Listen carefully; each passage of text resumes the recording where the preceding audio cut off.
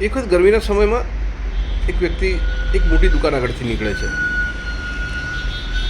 દુકાનના કાઉન્ટર ઉપર એક શેઠ બેઠા હોય છે અને કે શેઠ મને પાણી પીવડાવો ને. શેઠ કે બેસ, હમણાં માણસ આવશે એટલે તને પાણી પીવડાવશે. ભિખારી બેસી જાય છે.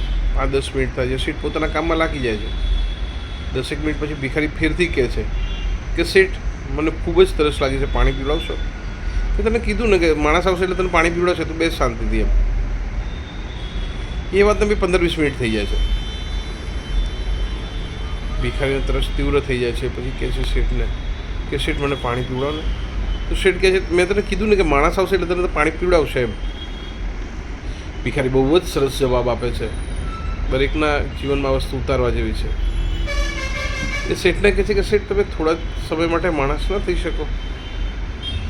શેઠ કશું જ નથી બોલી શકતા. ભિખારીને પાણી પીવડાવે છે. ઘણી વખત નાનો માણસ બહુ મોટી શીખ આપી જાય છે. મારું નામ કિરણ સુશીલાબેન પારેખ.